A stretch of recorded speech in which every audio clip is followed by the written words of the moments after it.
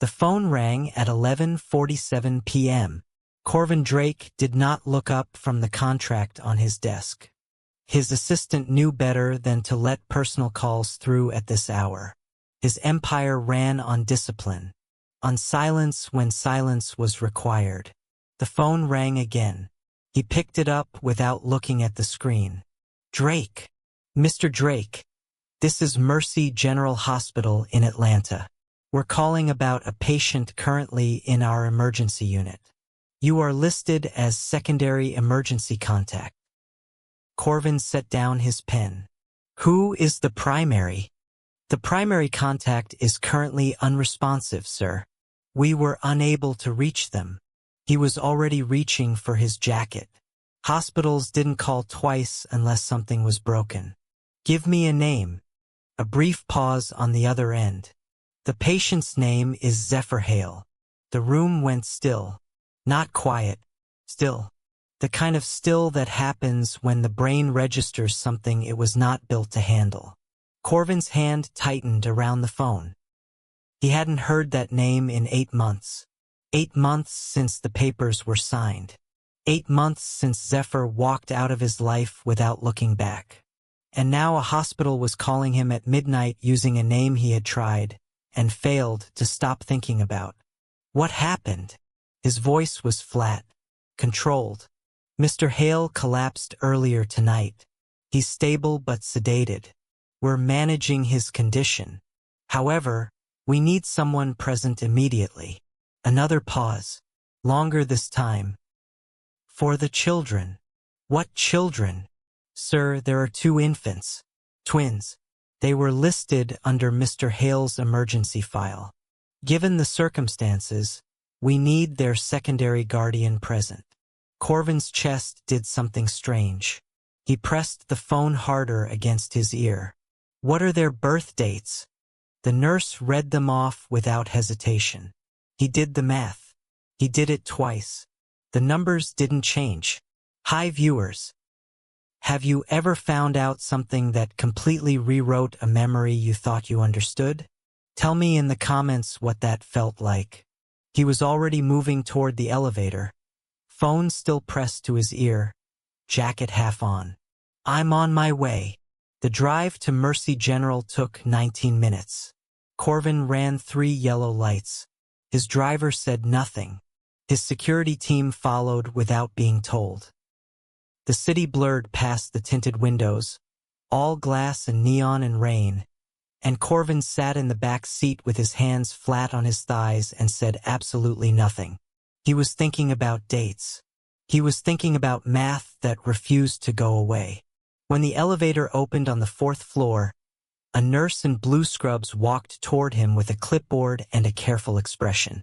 Mr. Drake, where are they? She led him down a corridor that smelled like antiseptic and recycled air. Past curtained rooms and beeping monitors and the low hum of a hospital running overnight shifts. She stopped outside a room with a small placard. 2 names. Not his name. Zephyr's name. And 2 others that had no last name yet. The nurse opened the door quietly. The room was dim. Soft yellow light over the bed. 2 bassinets side by side near the window. And in the bed, pale and still and breathing through a mask, was someone Corvin had spent 8 months trying to forget. Zephyr looked smaller than he remembered. Corvin stood in the doorway for a long moment. Then he walked to the bassinets. 2 infants, sleeping, impossibly small. One had a crease between his brows even in sleep, like he was already solving a problem. The other had Zephyr's mouth, soft and quiet and holding something back. Corvin had built a criminal empire from nothing. He had negotiated with men who carried weapons openly. He had walked through rooms where everyone wanted him dead and smiled through all of it. He was not prepared for this. He turned back toward the bed. Zephyr's monitors beeped steadily. On the nightstand, a small laminated card from the hospital staff listed 2 birth weights, 2 blood types, and 1 parent name. 1. Just 1. Corvin picked up the card. Read it again. set it back down. He pulled the chair to the side of the bed and sat without making a sound. The twins breathed. The monitors beeped. Outside the window, Atlanta kept moving, loud and indifferent. He didn't sleep. He just sat there, watching the three of them breathe, while something inside his chest cracked open very slowly. And somewhere between 2 a.m. and 3 a.m., the question that had been building since the moment he heard the birth dates finally arrived in full. Why didn't he tell me? 3 years earlier, Corvin Drake had been a different kind of dangerous. Not the kind that hurt people without reason. The kind that knew exactly what it wanted and went after it without apology. And what he had wanted at 32 years old, standing in the back of a charity auction in a rented venue with bad lighting and excellent bourbon, was the quiet man near the far wall who was watching the crowd like he was reading a book he hadn't chosen. Zephyr Hale did not belong at events like that. He was there because his employer had sent him to represent their nonprofit at a donor reception. He was not trying to impress anyone. He was not performing. He was simply present in the way that very few people are actually present in rooms full of noise. Corvin had introduced himself. Zephyr had shaken his hand and immediately asked him a question nobody at those events ever asked. Do you actually believe in the cause? Or is this a tax strategy? Corvin had laughed. That was the beginning. What followed was a year of careful courtship that Corvin still considered one of the few things he had done right in his life. Zephyr was cautious. He was not easily impressed by money, and he was not intimidated by power, which meant that earning his trust was actual work. Real work. The kind that made Corvin a better version of himself just by requiring it. When they married, it was quiet, private, exactly the way Zephyr wanted it. For 2 years, the marriage held. Then Reginald Osei came into the picture. Osei had been Corvin's chief financial advisor for 6 years. Brilliant, loyal, or so it appeared. He wore expensive watches and gave Corvin advice that had made them both rich, and nobody, not once, had ever given Corvin a reason to question him. The first report arrived on a Tuesday. Transaction records, account numbers, a series of wire transfers tied to a shell company, and the company, according to the documents, had a signature on file. Zephyr's signature. Corvin looked at it for a long time. He told himself he didn't believe it. He told himself there had to be an explanation. Then the second report arrived. Then a third. Osei presented each one with reluctance, with a kind of theatrical sorrow that Corvin, in his arrogance, mistook for loyalty. He never once asked Zephyr directly. Not once. He let the evidence stack. Let the silence grow between them at the dinner table and in the bedroom and in every room of their house until the house itself felt like a verdict. And by the time Corvin finally confronted Zephyr in the living room on a Wednesday evening in November, he had already decided what he believed. Zephyr stood very still while Corvin laid out what he thought he knew.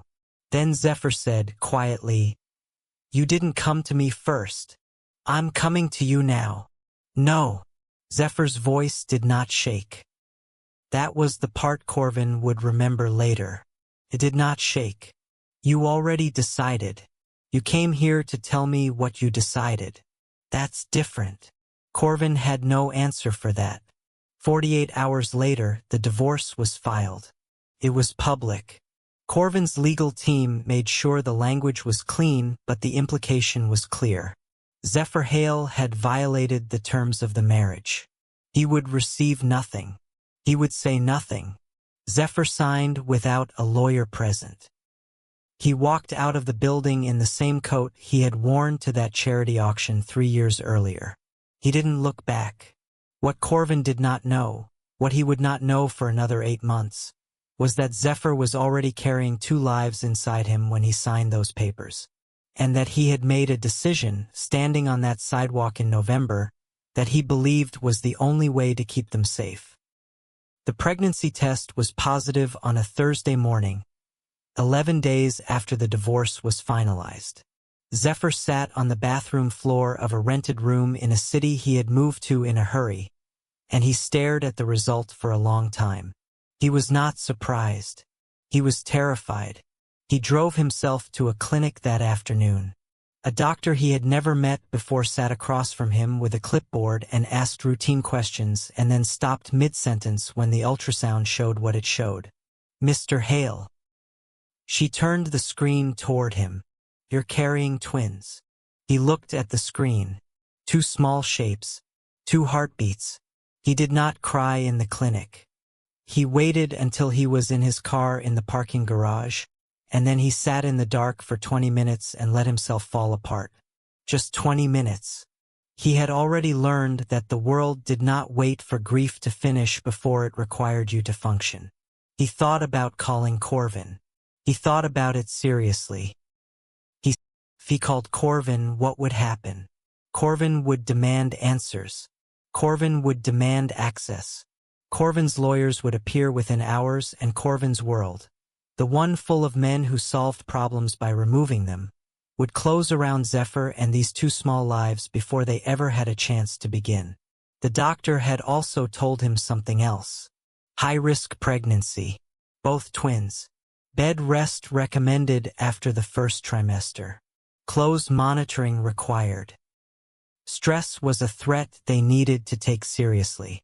Zephyr was already sleeping 4 hours a night and working 2 part-time jobs. He made the decision in the parking garage. He would not call. Not because he wanted to punish Corvin. Not because he wanted revenge for everything that had been taken from him. But because the 2 heartbeats on that screen were the only thing he had left that was fully, cleanly his, and no version of that phone call ended without risk he wasn't willing to take. He drove back to his rented room. He started a list. What he needed. What he could get. Who he could trust. The list was short. 3 weeks later, a man Zephyr had never seen before appeared outside the clinic during a follow-up appointment. He didn't speak to Zephyr directly. He just stood near the entrance, and when Zephyr made eye contact, the man looked away and walked off too quickly. Zephyr went home and checked his locks. Then his phone buzzed with a message from an unknown number. "The children you're carrying are already known. Be careful who you tell." He stared at that message for a long time. Then he deleted it, packed a single bag, and left the city by morning. The twins came early. Week 31. A hospital in a small city in Tennessee that Zephyr had chosen specifically because nobody in Corvin's world had any reason to look there. The labor was hard. 16 hours. Zephyr held a nurse's hand through most of it because there was nobody else. The boys arrived small and loud and furious about the entire situation, which Zephyr decided was a good sign. He named them Ari and Dax. Ari came first. Dax came 8 minutes later, looking significantly more annoyed about the experience. They spent 3 weeks in the NICU. Zephyr slept in the family waiting room in a plastic chair that left marks on his back and woke up every 2 hours to go sit beside their incubators and talk to them in a low voice about everything he planned to give them. He was 26 years old with $42 in his bank account and a body that had just been through something extraordinary. He made a plan anyway. He had worked briefly with a small healthcare nonprofit before the divorce, a volunteer coordination role, nothing impressive. But he had been good at it. Better than good. He had a way of making systems talk to each other, of finding the gap between what a program promised and what it actually delivered. He had fixed 3 scheduling failures in his first month without being asked to. He sent an email from the hospital waiting room at 3 a.m. while the boys were being monitored down the hall. It took 12 days to get a response. The nonprofit was small and underfunded and stretched thin across 4 counties. They couldn't offer much, but they offered something. Zephyr took it. He found a 1-bedroom apartment 6 blocks from the office. He enrolled Ari and Dax in a subsidized childcare program. He worked from 7 a.m. to 3 p.m. and picked the boys up by 3:30. Evenings were theirs. Weekends were theirs. He did not think about Atlanta. He did not think about Corvin. He thought about spreadsheets and grant cycles and the 12 families in County 3 who weren't receiving services they qualified for because nobody had connected the right databases. He fixed that problem. Then he fixed another one. Then a donor came to tour the office on a Thursday afternoon, a man in his 50s with a private equity background and the kind of eyes that notice things other people missed. He watched Zephyr run a 20-minute briefing with no notes and complete command of the room. After the tour, he stopped Zephyr in the hallway. "Who trained you?" "Nobody," Zephyr said. "I just pay attention." The man nodded slowly. He handed Zephyr a card. "Call me next week." Zephyr looked at the card on his drive home. He looked at it again while the boys slept in their shared crib, both of them tucked in with the quiet intensity of children who had already survived something. He didn't know what the call would lead to, but something in him, the part that had survived the divorce and the parking garage and the 3 a.m. NICU vigils and the $42, said, "This matters." He set the card on the kitchen counter where he would see it in the morning. The call led to a meeting. The meeting led to a pilot program in 2 additional counties. The pilot program led to a full-time director role with actual pay. The director role led to 3 years of work that Zephyr did not announce, did not celebrate publicly, and did not perform for anyone's approval. He just worked.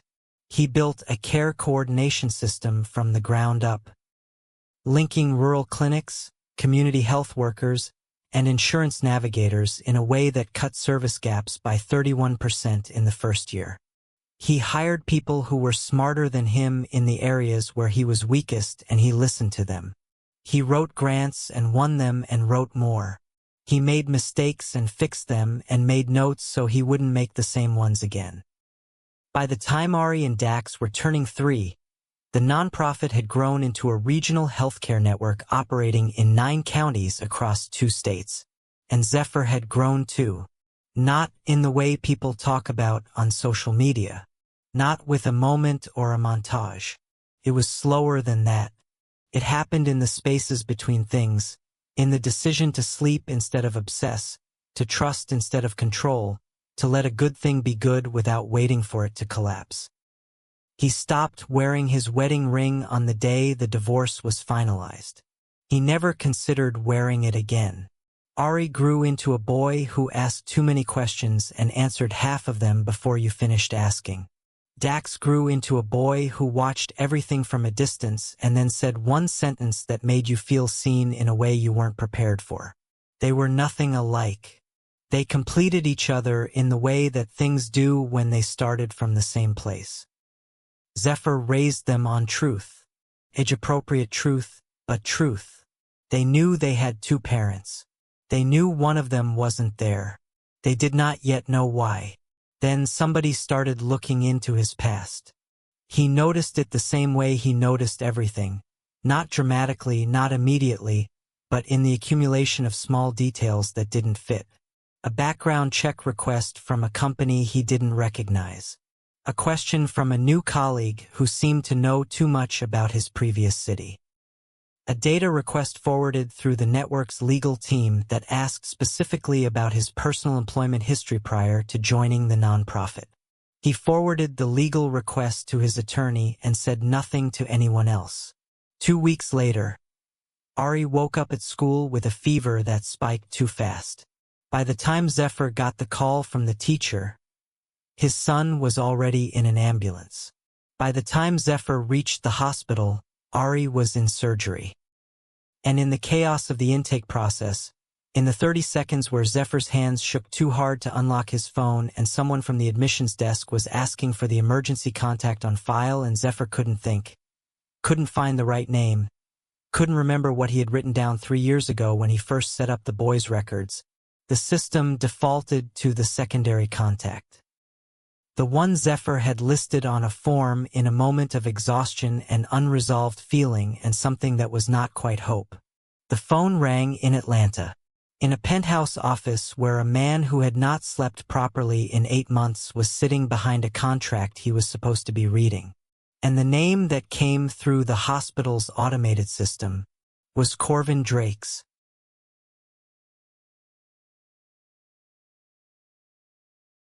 Ari was already in surgery when Corvin walked through the hospital doors. He didn't know that yet. He knew the floor number. He knew the wing. He moved through the hospital like he moved through every room. Fast, certain, taking up space without apology. His security lead tried to follow him to the elevator.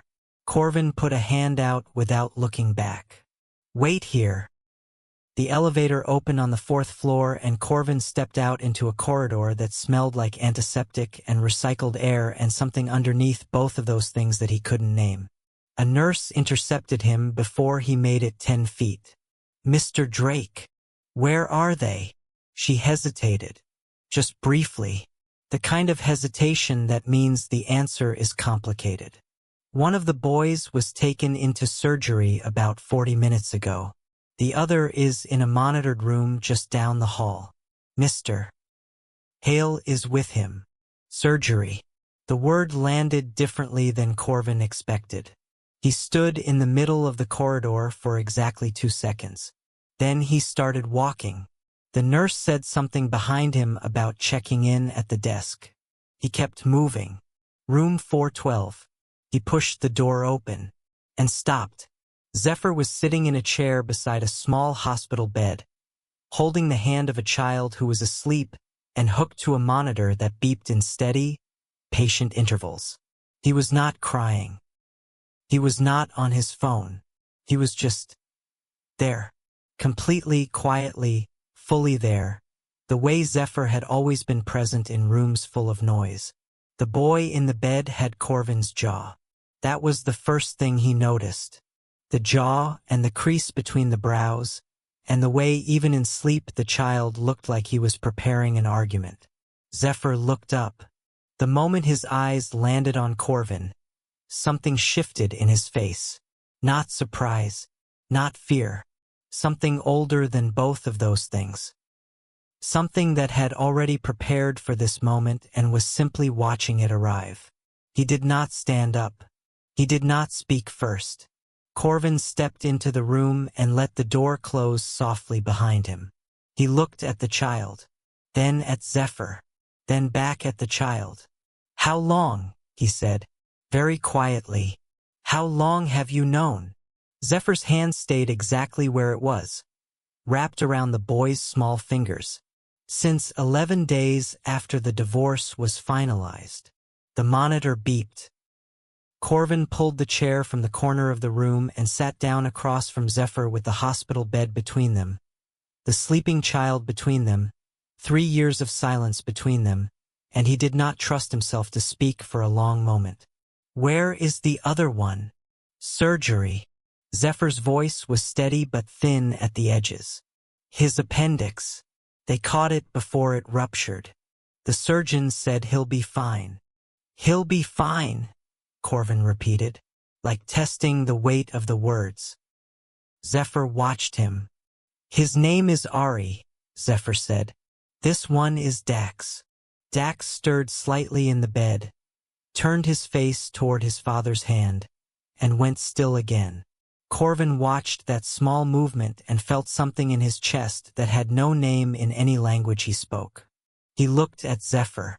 "You listed me as emergency contact." "Yes." "Why?" Zephyr didn't answer immediately.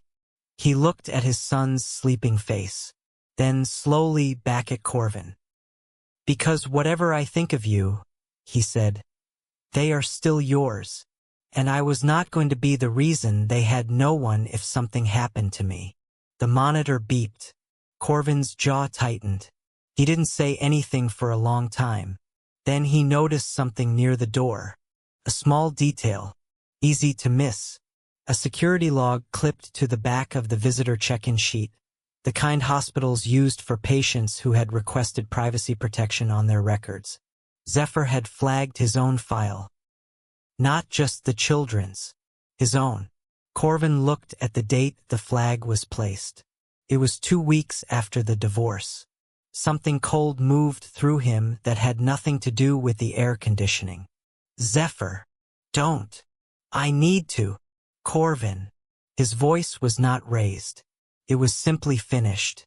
Not tonight. Tonight is about Ari and Dax. Everything else waits. He was right. Corvin knew he was right. He sat back in the chair and looked at his son sleeping and said nothing.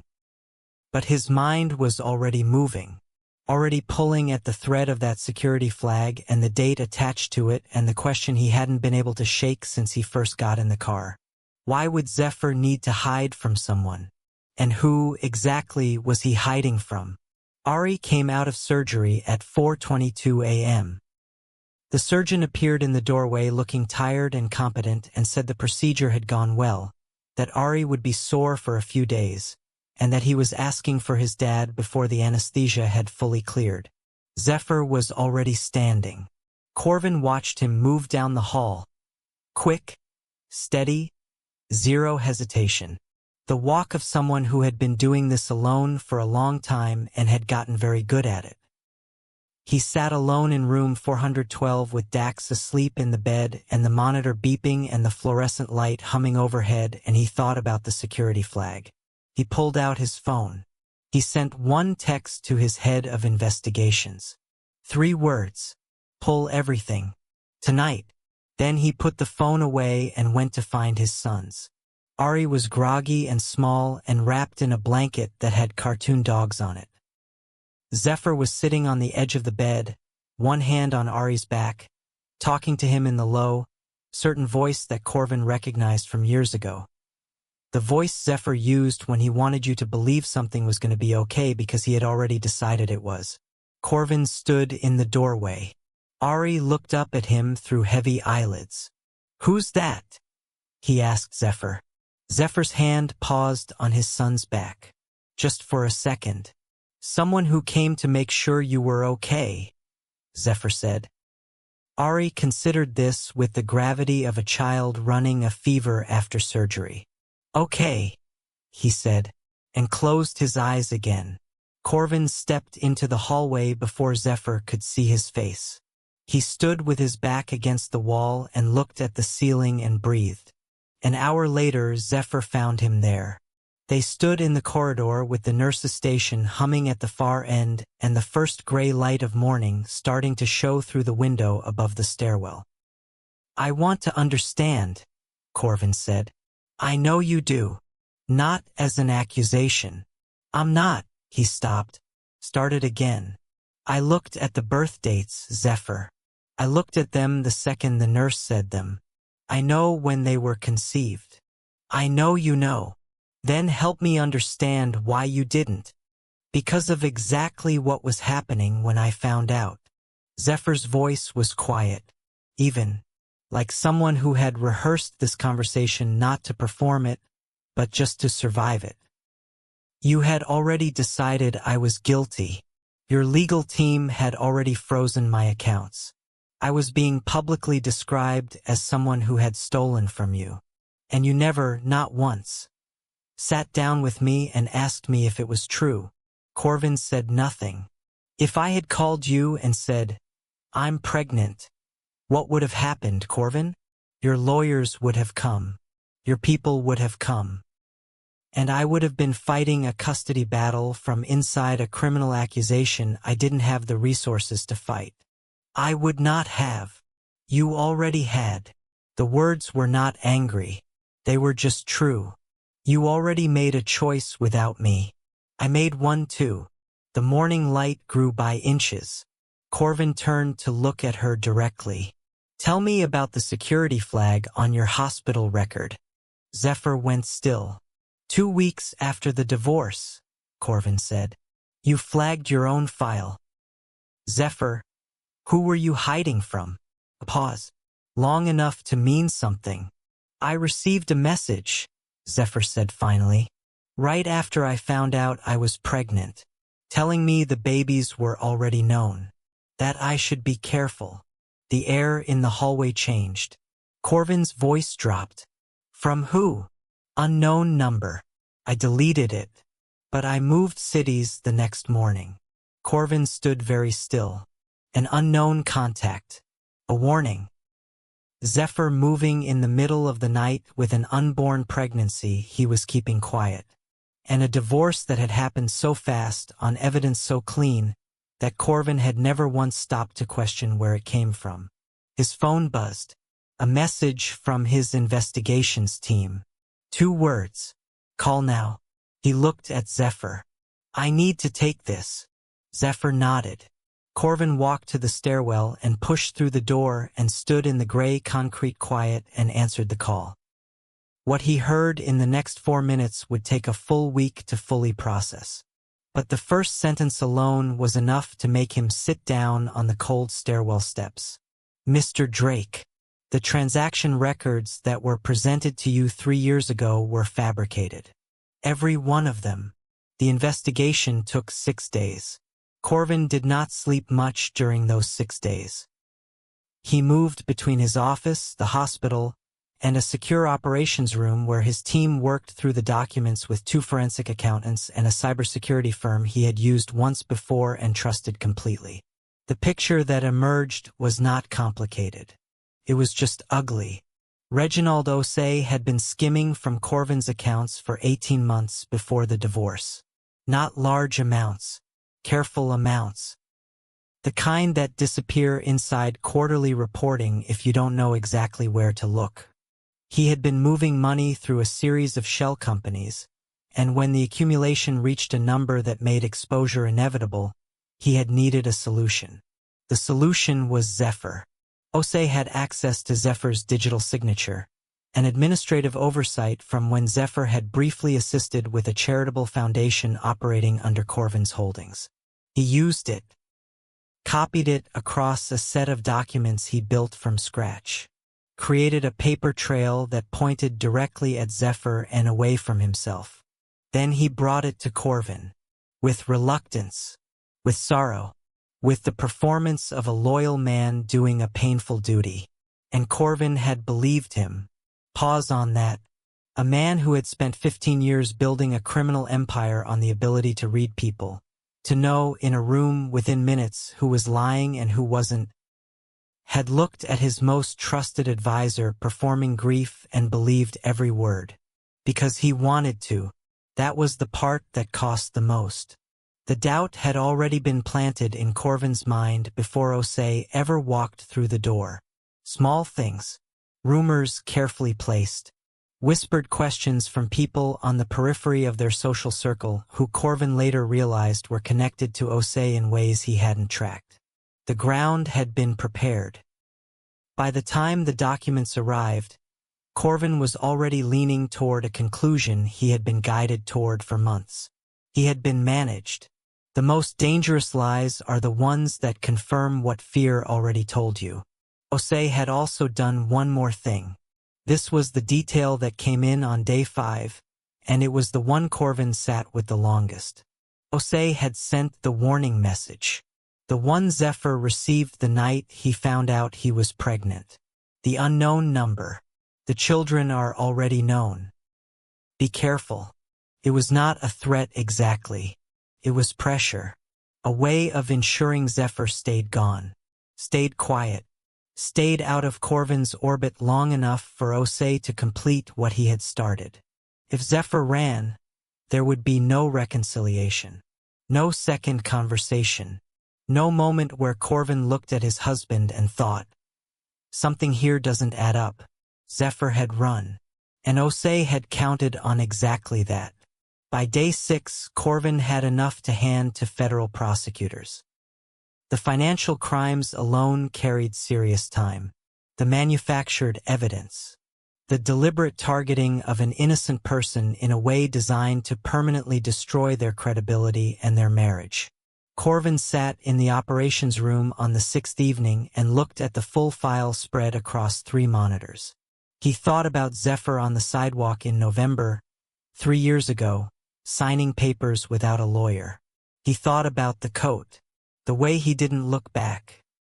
He thought about a man alone in a parking garage, finding out he was carrying twins, and making a decision that was not about revenge. It was about survival. And Corvin had made that necessary. Not Osei alone. Corvin too. He picked up his phone and called the prosecutor. After that call ended, he sat in the quiet of the operations room for a long time. Then he drove to the hospital. Ari had been discharged that afternoon. Zephyr had taken both boys to a hotel 2 blocks away while Ari recovered enough to travel. Corvin had gotten the room number from the front desk staff, though he suspected Zephyr had let them give it. He knocked. Zephyr opened the door. Behind him, Dax was asleep on one bed. Ari was propped up on 3 pillows on the other bed watching something on a tablet, looking profoundly unbothered by the entire experience of recent emergency surgery. Corvin looked at Zephyr. Osei fabricated everything. Zephyr looked at him for a long moment. Then he stepped back from the door. "I know," he said quietly. Corvin stopped. "You knew." "I suspected. I didn't have proof. I knew what I hadn't done, and I knew that someone had to have built what you were shown." He moved to the small table near the window and sat. "I also knew you weren't going to believe me over a document, so I stopped trying to explain." Corvin stood in the center of the hotel room with his sons sleeping behind him and the full weight of 6 days of evidence and 3 years of wrong sitting on him like something physical. He had one more question. "Were you protecting them from Osei?" Zephyr met his eyes. "Partly, and partly from the attention that comes with being connected to you. Your world has edges, Corvin. Sharp ones. I had 2 premature babies and no resources and a threat I couldn't trace. I made the choice that kept them breathing." One of the boys shifted in the bed. Corvin looked over.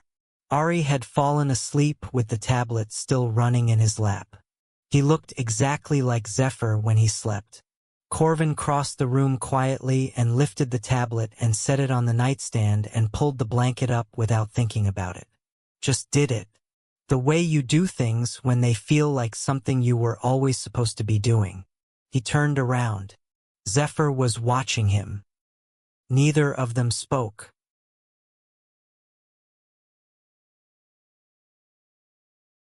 A week later, Corvin sent flowers to Zephyr's office. They were returned. Not dramatically. No note. Just a courier arriving back at Corvin's building with the arrangement intact and a simple message written on the back of the delivery receipt in Zephyr's handwriting. Not necessary. Corvin stared at the flowers on his desk for a long time. Then he sent a formal letter. Through attorneys. A full acknowledgement of the fabricated evidence, the wrongful divorce proceedings, the harm caused. An offer of financial restitution for the 3 years Zephyr had spent rebuilding from nothing. A legal guarantee of paternal rights properly structured. No contested custody. No lawyers being weaponized. No pressure. Zephyr's attorney responded within 48 hours. The restitution was declined. The paternal rights framework was accepted with modifications. Corvin read the modifications and understood every single one of them. Each clause was a wall built in a specific shape. The shape of every door Corvin had closed without warning 3 years ago. Zephyr wasn't being cruel. He was being careful. And the difference between those 2 things was exactly the distance Corvin had to close. He could not buy his way across it. He tried anyway once more because he was still learning. He arranged a dinner, neutral location, something he thought would signal good faith. He sent the details to Zephyr's personal number, a number he had gotten from the hospital records and had no business using without permission. Zephyr texted back 4 words. "Please use my attorney." Corvin sat with that for a long time. He had built his entire life on being the person in the room with the most leverage. The one who defined the terms, who determined the pace, who decided when a situation was resolved. He did not have that here. Zephyr had outgrown the version of himself that needed anything from Corvin. And the new version, The one who ran a 9-county healthcare network and raised 2 boys alone and responded to flowers with 2 quiet words, was not interested in being managed or charmed or moved at someone else's pace. Corvin started going through his attorneys properly, within the terms Zephyr had set. He asked for scheduled visits with the boys. Zephyr agreed to them. 3 weeks out, supervised by a neutral third party until trust was established. Reasonable. Clear. Zephyr's terms, which meant Zephyr's timeline. The first visit happened on a Saturday morning at a park near Zephyr's office. Dax spent the first 40 minutes watching Corvin from a careful distance, measuring something, deciding something. Ari walked up within the first 5 minutes, stood in front of Corvin with his arms crossed, and said, "My dad said you used to be married." "That's right. Why aren't you anymore?" Corvin crouched down to be at his son's level. "Because I made a mistake," he said. "A big one. And now I'm trying to fix it."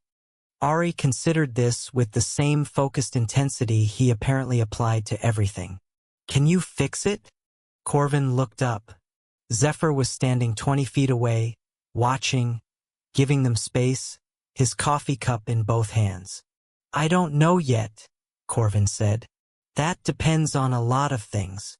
Ari nodded like this was a perfectly acceptable answer. Then he grabbed Corvin's hand and pulled him toward the swings. And Dax, from across the park, watched that happen, and slowly, very slowly, walked over.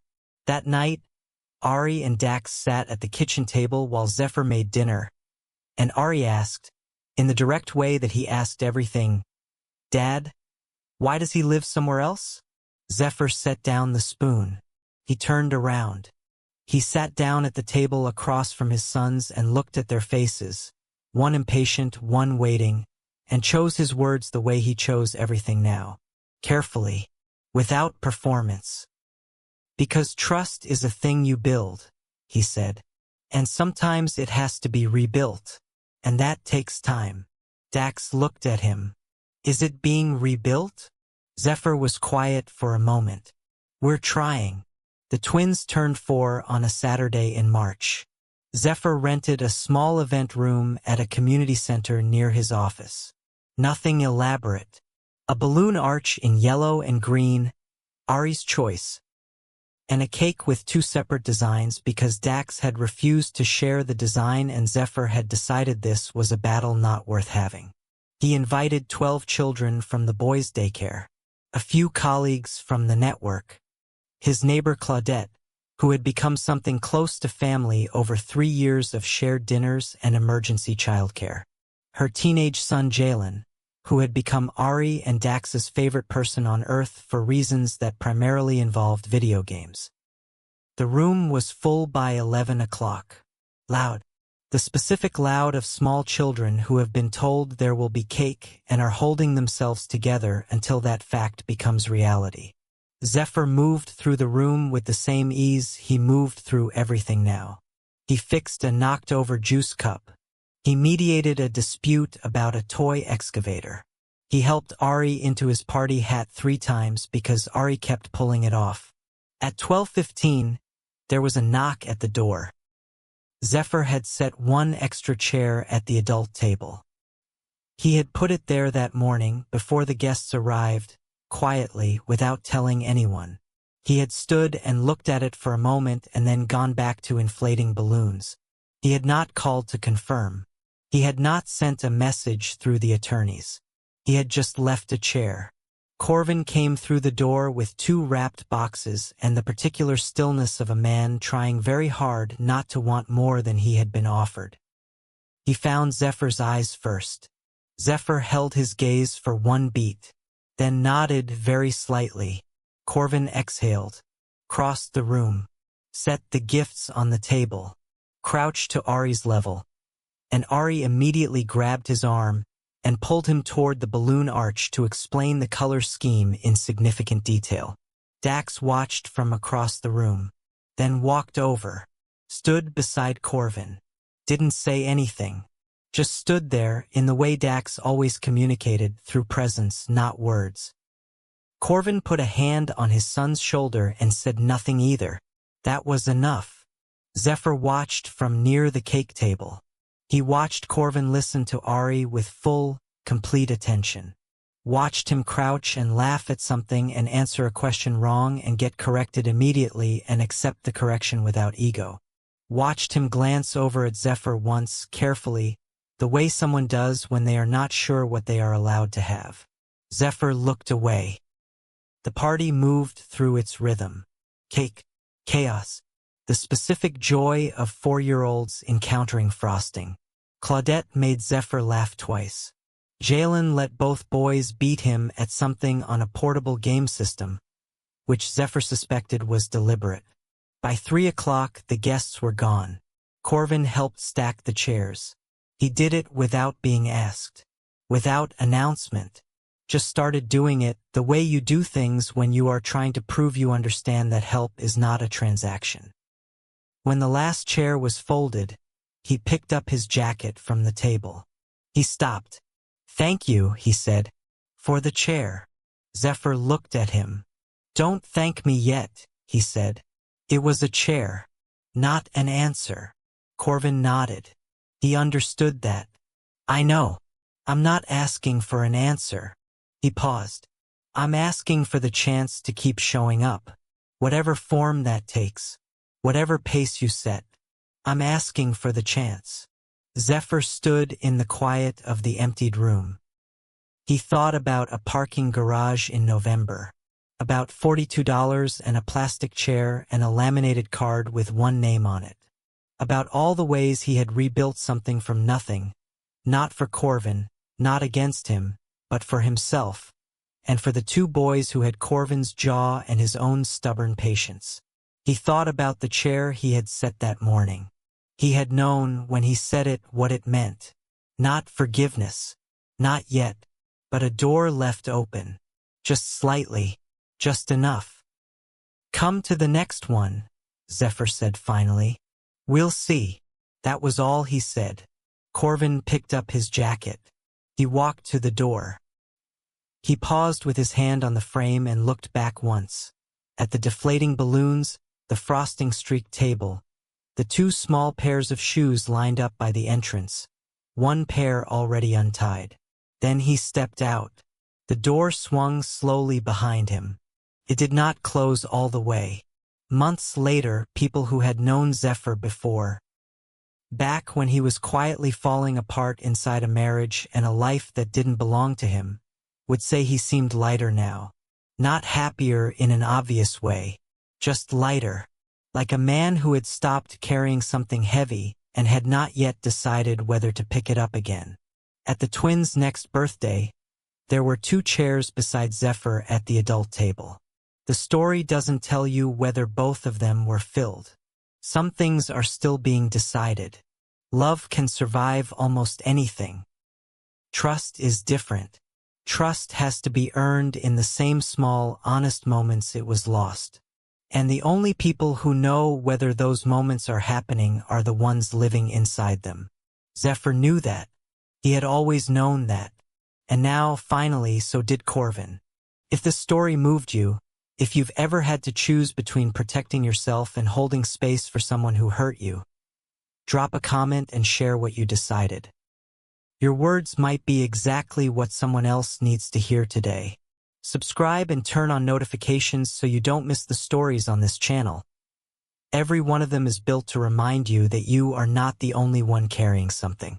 Share this with someone who needs it, and we'll see you in the next one.